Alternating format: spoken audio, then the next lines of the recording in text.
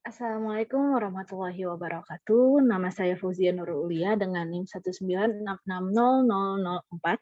Saya dari jurusan Teknik Arsitektur.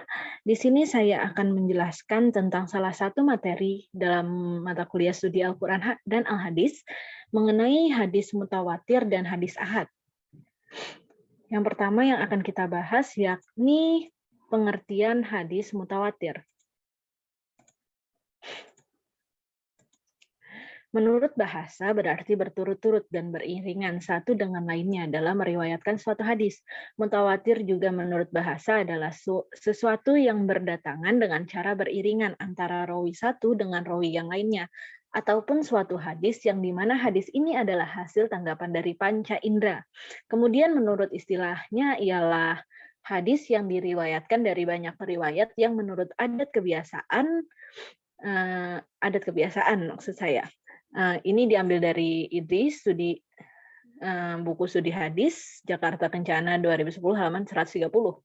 Sedangkan definisi yang lengkap menurut Imam Muhammad Ajaj Al-Khatib adalah sebuah hadis yang diriwayatkan oleh beberapa periwayat yang dimana menurut adat dan kebiasaannya mustahil mereka sepakat untuk berdusta dalam hadis yang telah diriwayatkan oleh sejumlah periwayat dengan jumlah periwayat yang sama antara sanad awal sampai dengan sanad yang terakhir. Dalam jumlah syarat itu tidak kurang pada setiap tingkatan yang ada di dalamnya. Di dalam sanadnya maksud saya. Kemudian ada syarat-syarat hadis mutawatir. Syarat-syarat hadis mutawatir diantaranya yang pertama berdasarkan dari tanggapan panca indera yang telah disampaikan dari periwayat dan telah benar-benar diterima oleh perawi berdasarkan panca indera, penglihatan maupun pendengaran. Selain dari panca indera berarti hadis ini tidak dinamakan hadis mutawatir. Kemudian jumlah periwayat harus mencapai kuantitas tertentu dan mereka sepakat untuk tidak berdusta. Jadi jumlah periwayat atau rawi yang di dalam hadis mutawatir tersebut tidak boleh kurang dari kuantitas yang telah ditentukan. Kemudian ada beberapa kuantitas dari beberapa ulama. Kalau menurut Asy-Syafi'i adalah 5 orang, kemudian menurut Ar-Tayyib ada 4 orang, kemudian ada juga ulama lain yang menyatakan 20 orang. Menurut Ibnu Hajar Al-Asqalani, tidak disyaratkan dalam jumlah bilangan tertentu. Dengan demikian dapat disimpulkan bahwa di antara ulama terdapat perbedaan dalam menetapkan jumlah periwayat. Ada yang menggunakan bilangan dan ada juga yang tidak menetapkannya dalam jumlah bilangan. Menurut ulama yang tidak menetapkan dalam jumlah bilangan, terpenting dalam jumlah itu dapat diterima melalui akal sehat dan dapat memberikan keyakinan. Sedangkan bagi ulama yang diterima melalui akal sehat dan dapat memberikan keyakinan. Sedangkan bagi ulama yang menetapkan dalam jumlah bilangan tertentu antara 4 sampai 300 orang. Kemudian ada yang ketiga harus ada keseimbangan antara jumlah rawi pertama dengan jumlah rawi selanjutnya. Bila suatu hadis itu dikatakan mutawatir, maka wajib diyakini kebenarannya, mengamalkan apa yang ada dalam kandungannya, maknanya, dan tidak boleh ada keraguan di dalamnya. Kemudian ada macam-macam hadis mutawatir. Yang pertama ada hadis mutawatir lafzi. Hadis ini adalah hadis yang diriwayatkan oleh orang banyak yang susunan redaksinya dan maknanya sesuai benar antara riwayat yang satu dengan yang lainnya. Kemudian di sini ada hadis riwayat Bukhari yang artinya barang siapa yang sengaja berdusta atas namaku, hendaklah ia bersiap-siap menduduki tempat dudukannya di neraka. Yang mana di sini diartikan bahwa ketika perawi itu berdusta, maka dia termasuk orang-orang yang akan didudukan tempatnya di neraka. Kemudian menurut Abu Bakar Al-Bazar, hadis tersebut diriwayatkan oleh 40 orang sahabat. Sebagian ulama menyatakan bahwa hadis tersebut telah diriwayatkan dari 62 orang sahabat dengan lafaz dan arti yang sama. Oh, maksudnya ini yang tadi merupakan salah satu contoh hadis mutawatir lafzi. Hadis ini juga terdapat dalam kitab-kitab yaitu Kitab Al-Bukhari Muslim, Ad-Darmini, Abu Daud, Ibnu Majah, At-Tirmizi, At-Tashali, Abu Hanifah, At-Tabarani, dan Al-Hakim. Kemudian ada hadis mutawatir ma'nawi, yakni hadis ini adalah sebuah hadis yang lafaz dan artinya berlainan antara satu riwayat dan riwayat lainnya. Tapi terdapat penyesuaian makna secara umum. Dalam makna lain dapat diartikan sebagai hadis yang berbeda bunyi lafaznya oleh masing-masing jalur periwayatnya, tetapi memiliki sebuah kesamaan dalam maknanya, dan isinya juga mengandung satu hal, satu sifat, dan satu perbuatan. Hal ini sebagaimana dinyatakan dalam sebuah kaidah ilmu hadis, yakni hadis yang berlainan bunyi dan maknanya tetapi dapat diambil makna umumnya. Contoh dari hadis ma'nawi sendiri adalah Nabi Muhammad SAW tidak mengangkat kedua tangannya dalam doa-doa beliau, kecuali dalam sholat istisqa, dan beliau mengangkat tangannya hingga tampak putih kedua ketiaknya. Hadis yang semakna dengan hadis tersebut banyak sekali, atau bahkan lebih dari 100 hadis. Kalau disimpulkan di sini, hadis mutawatir lafzi merupakan hadis yang mana lafaznya, artinya, dan makna dibalik semua itu sama dari satu rawi dengan perawi yang lainnya. Kemudian kalau hadis mutawatir maknawi, dia berbeda lafaz namun maknanya sama. Kemudian next, faedah hadis mutawatir. Hadis mutawatir sendiri memberi sebuah faedah ilmu daruri, yaitu sebuah keharusan untuk menerima dan mengamalkannya sesuai dengan apa yang diberitakan dari hadis mutawatir tersebut, sehingga membawa pada sebuah keyakinan yang pasti atau qat'i. Kemudian di sini ada pengertian hadis ahad. Kata ahad atau wahid merupakan bahasa ialah satu, maka dapat disimpulkan ahad atau khabar wahid itu berarti hanya satu orang yang menyampaikannya.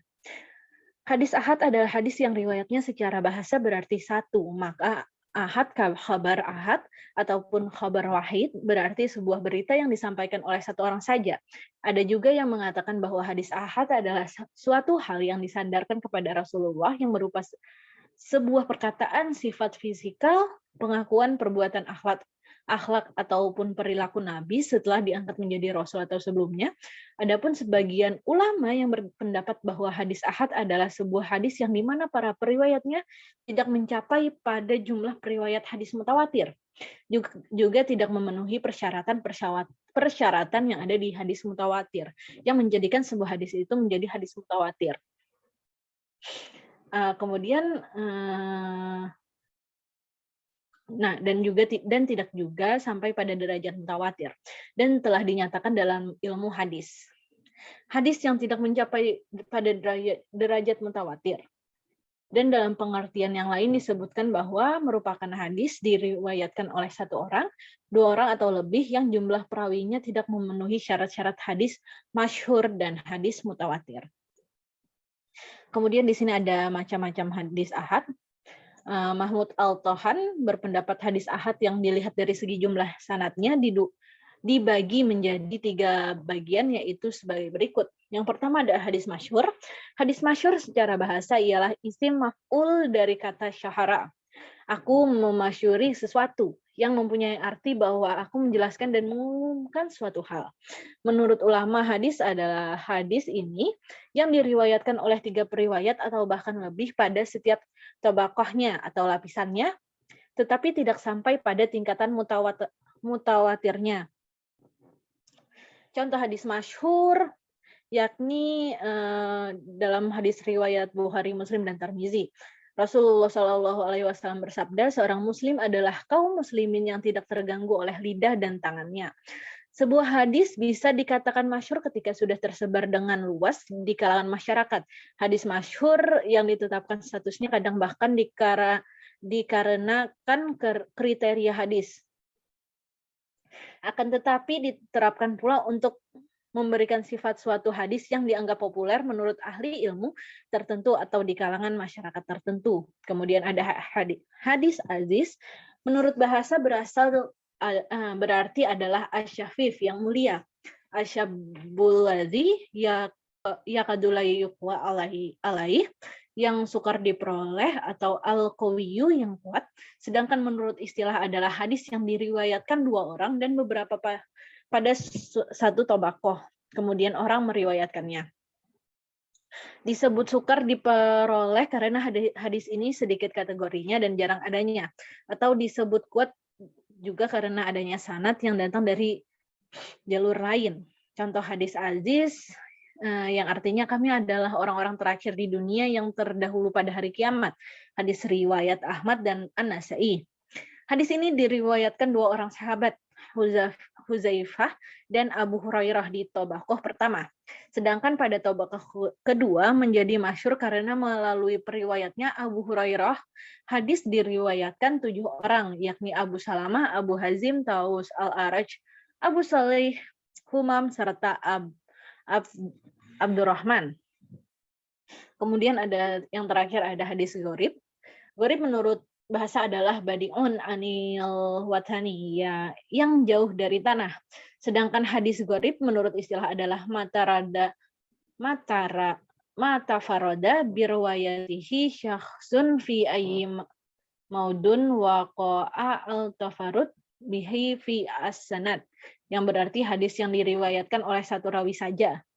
Contoh hadis gharib yang hanya diriwayatkan oleh satu rawi saja, yakni dari Abu Hurairah, dari Nabi Muhammad SAW telah bersabda, iman itu bercabang-cabang menjadi 60 cabang, dan malu itu salah satu cabang dari iman. Kemudian di sini ada distingsi pengetahuan ilmu dalam hadis mutawatir dan hadis ahad. Perbedaan antara hadis mutawatir dengan hadis ahad adalah jika hadis mutawatir memiliki banyak periwayat, yang dimana periwayat tersebut lebih dari 1, 2, 3, bahkan lebih, maka hadis tersebut dinamakan hadis mutawatir. Syarat-syarat hadis mutawatir ada 3, yaitu diriwayatkan oleh beberapa rawi besar yang sekarang kurangnya adalah 5 rawi, dan sudah diyakini bahwa para rawi tersebut tidak mungkin berdusta. Kemudian adanya sebuah kesinambungan antara perawi terhadap tobaqot yang pertama dan dengan tobaqot selanjutnya, kemudian berdasarkan dari tanggapan panca indera, yang dimana berita yang telah disampaikan oleh periwayat harus diterima berdasarkan panca indera. Maksudnya adalah harus dengan bukti yang sungguh dari hasil pendengaran ataupun dari hasil penglihatan sendiri. Jika salah satu dari syariat ini tidak terpenuhi, maka hadis tersebut terbilang hadis ahad. Letaknya perbedaannya hanyalah dalam syarat-syaratnya saja. Sekian dari saya, terima kasih telah mendengarkan, terima kasih. Mohon maaf apabila ada kesalahan dari saya ataupun dari materi yang saya sampaikan, karena semua kesalahan itu dari manusia, dan yang benar itu hanyalah Tuhan. Sekian dari saya, wassalamualaikum warahmatullahi wabarakatuh.